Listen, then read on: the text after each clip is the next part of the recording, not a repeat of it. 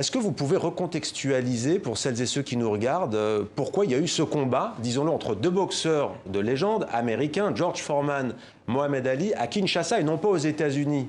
Parce que Don King, qui était un promoteur assez connu maintenant, on l'a connu surtout après, avec les cheveux blancs comme ça, un peu comme Son Goku dans Dragon Ball d'ailleurs.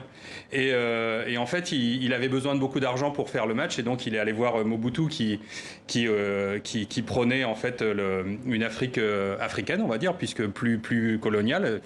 Et ils ont décidé de faire le match là-bas, qui était un énorme événement. Ali avait besoin de redevenir champion du monde. Foreman était champion du monde et vraiment beaucoup plus costaud, plus jeune, plus puissant à l'époque. Et Ali a dit qu'il allait danser autour de lui sans arrêt. Et puis il avait menti. Et c'est tout ça qui est intéressant dans le match. C'est la stratégie aussi de Mohamed Ali pour gagner un match que normalement il n'aurait jamais dû gagner. Quand vous dites plus colonial, on a bien compris, c'était moins colonial au sens que ce ne soit plus une Afrique colonisée. Exactement. Pascal Bourgault, il y a un nom qu'on n'a pas prononcé et pourtant il fait éminemment partie du projet. Alors d'abord le dessinateur argentin Rafael Ortiz et puis Abbas. Absolument. Alors c'est une BD très réussie, très originale puisque vous croisez les 4 points de vue, à la fois deux principaux bien sûr, Mohamed Ali et ce photographe Abbas qui est dépêché sur place en assignment pour Jeune Afrique et il va photographier le combat. Et vous revenez à la fois sur cette démarche photographique mais aussi sur sa jeunesse que vous mettez en parallèle avec la jeunesse de Mohamed Ali. Et puis il y a les deux points de vue, disons secondaires, de Foreman justement qui est l'opposant et de ce Don King qui convainc Mobutu de financer le combat. Alors comment ça vous est venu? Parce que c'est pas facile de tricoter ces 4 histoires.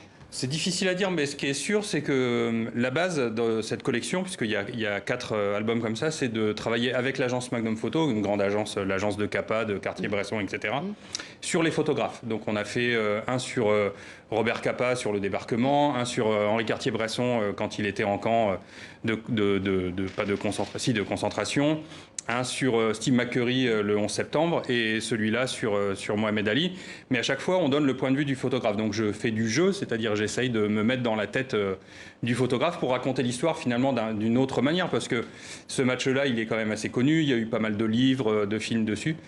Mais là, justement, c'était intéressant d'avoir le point de vue du photographe. Pourquoi c'était intéressant? Qu'est-ce qu'il apporte? Pardon, Pascal, quel est le point de vue d'Abbas sur cet événement historique? Le point de vue d'Abbas, c'est intéressant parce que, d'abord, c'est un mec très intelligent. Donc, ça joue. Un très grand photographe. Et puis, c'est aussi un Iranien qui a vécu la guerre d'Algérie. Donc, il y a tout un contexte que j'ai pu retracer à travers son histoire. C'est-à-dire comprendre aussi l'histoire de la décolonisation, etc. Donc, on le glisse, on rentre pas en détail dedans, mais je pense que j'ai essayé de contextualiser tout ça pour que ce soit assez clair. Et puis contrairement aux 3 autres, il était vivant, enfin il est décédé avant la sortie de l'album, mais vous avez travaillé avec lui, il avait gardé ses clichés pendant 36 ans dans une cave. Comment est-ce que vous avez dû trier, j'imagine, avec lui? Non, parce qu'il était assez professionnel, hein, donc tout était bien trié chez Magnum, donc il y avait pas de souci, mais c'était c'était magique de revoir ses clichés. En plus, il y en a qui sont en noir et blanc, d'autres en couleur, parce qu'il a changé de pellicule pendant le match, donc c'est tout plein de petites choses qu'on essaye de raconter. Vous n'êtes pas dessinateur, Jean-David Morvan, on l'a dit, vous êtes scénariste.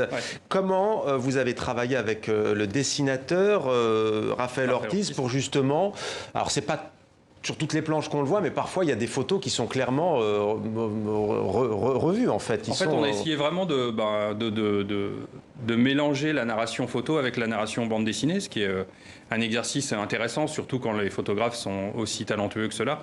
C'est-à-dire qu'on peut se permettre de faire une image et de donner la suite en bande dessinée, de raconter le contexte autour. Et ça, c'est assez chouette. Mais on s'est quand même donné une obligation dans cette collection, c'est de ne jamais redessiner une photo qui existe, parce que pour moi, redessiner une photo, ça la tue. Une photo, c'est un moment unique, c'est un regard. Et si on la redessine, on la tue. Donc on dessine autour, on peut dessiner le photographe en train de la prendre d'un autre point de vue, mais jamais on redessinera la photo. Ce combat légendaire, il a inspiré beaucoup d'artistes au fond. Tout à fait. Ouais. Alors on est vraiment entre le roman graphique et la BD documentaire, puisque c'est 2 styles à la fois. Vous êtes dans le récit de la photo, mais également dans le récit de ce qui se passe dans la tête des protagonistes. Oui, la BD, en fait, c'est de la BD. Hein. Et ça permet tout ça. C'est-à-dire, je pense que dans la bande dessinée, on a des possibilités de faire du lien entre le texte et l'image qui est assez inédit, plus que le cinéma, plus que beaucoup de choses. Et justement, on joue avec au maximum. C'est du reportage, là.